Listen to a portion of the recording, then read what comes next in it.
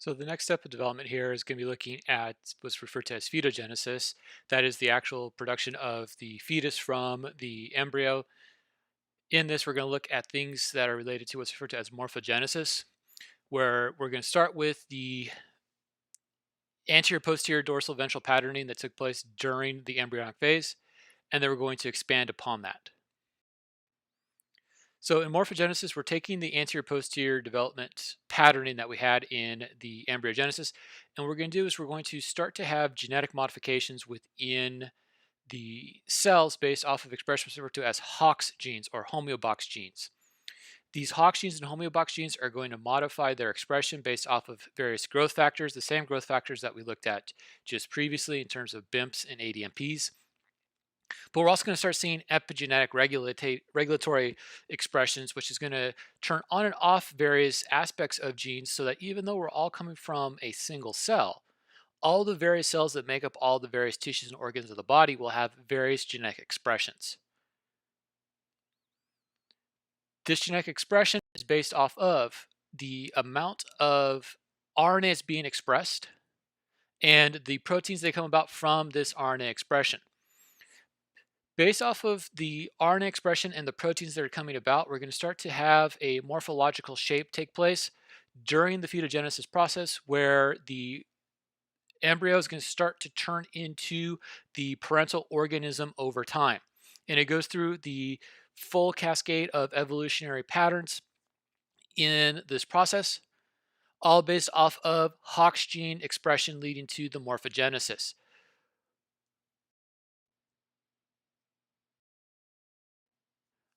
Where what we end up getting is we end up getting the differential embryonic cell layers, allowing for different genes to be turned on and turned off. And this turning on and turning off leads to organismal development in a dorsal ventral patterning, anterior to posterior, as well as a proximal to distal patterning based off of which Hox genes are being initiated and how those Hox genes are going to turn on and turn off various genetic expressions as it relates to the changes of growth factors that we see. And so what we're able to do is we're able to see within this overall cascade of events, various Hox genes, in this case here, the Hox A's, B's, C's, and D's, as well as the sub classifications of the Hox genes, in which we see this posterior to anterior representation. And then we'll see a secondary representation that is going to be proximal to distal, and then anterior to posterior or cranial to caudal in terms of the overall development of the organism. And so what we're able to do is we're able to eventually get the overall regulation of the Hox genes within this specific genetic sequence that leads to the specific cell lineages that's going to allow for the differential patterning of expression. And so based off of the pattern of expression coming from the mesoderm, the ectoderm, and the endodermal tissue, we're going to start seeing differential growth patterns within this embryo. And this differential growth pattern within the embryo is going to lead to what's referred to as budding. Within the budding, we're going to see limbs as well as central structures, such as cranium, cranial structures, developing from this embryonic disc. In this, we're going to start seeing things like Wince and Sonic Hedgehogs, SHH, as well as BIMPs and indels going ahead and turning on and turning off the genetic expression. In this, we're going to start to have development of limb buds. The limb buds are going to start from the most cranial to most caudal and from the most proximal to the most distal based off of when the differential growth factors are initiating the growth signals from the three dermal layers. And so we're going to have various feedback regulations taking place. And this various regulation of feedback is going to go about activating or inhibiting the development of the limbs, in this case here, the upper extremity.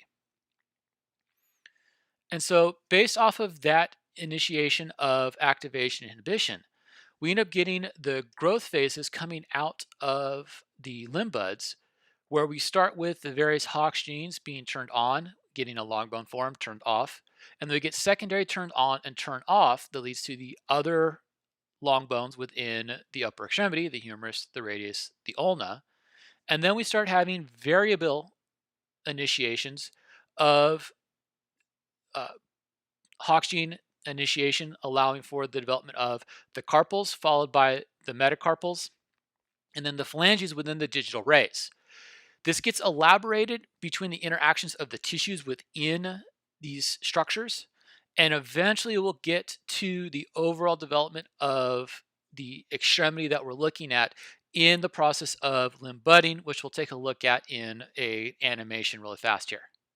So in the next animation, watch the budding processes as they take place and note the organization of the dermatomes and myotomes coming away from those limb buds as it relates to the mapping that we saw within the nervous system in regards to the anatomy of the body.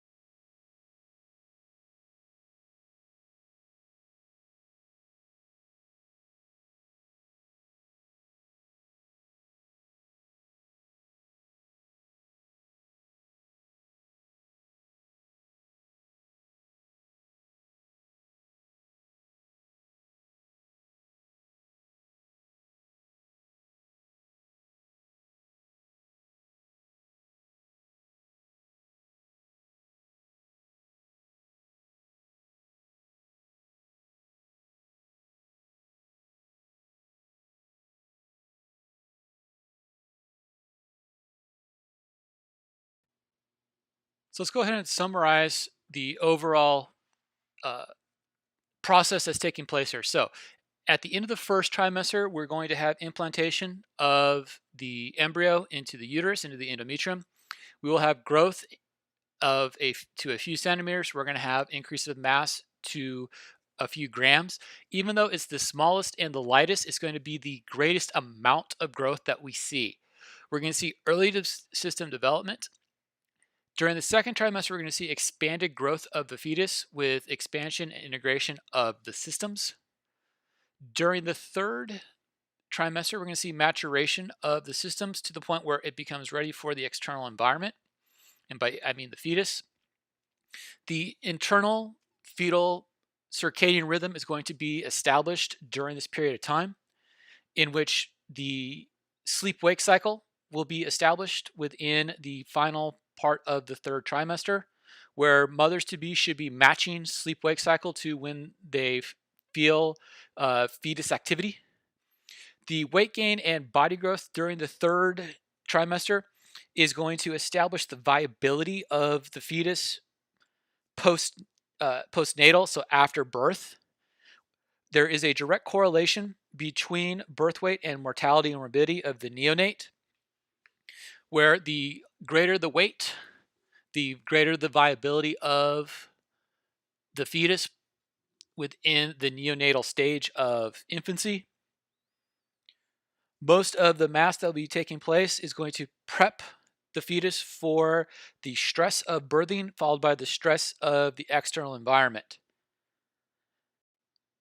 Along the entire pathway, there's various abnormalities that can come into play due to exposure to environmental issues that the mother is exposing the fetus to. These can include environmental toxins. They can also include vitamin deficiencies and or vitamin toxicities. Most of the issues here are related to teratogens, the same teratogens that we saw when we looked at gametogenesis. The morphological changes that associate with these abnormalities can equate to functional deficits postnatally. The severity of the issues is going to be based off of the timing of exposure and the type of teratogen that is being exposed to. It can actually lead to early termination of the fetus. In the packet, I've given you a table of, or excuse me, an image of various times at which issues can arise. The earlier within fetal development that teratogen exposure happens, the less viable the fetus will be and the more apt for self-abortion there will be. The later, the more specific the abnormality will come about.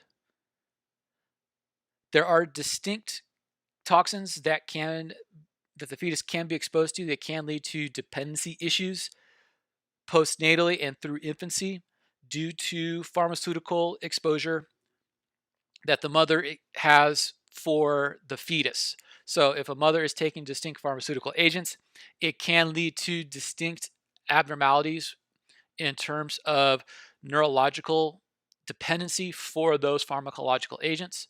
There are also other pharmacological agents that can come about that can lead to malformations and issues within the central systems of the body as well.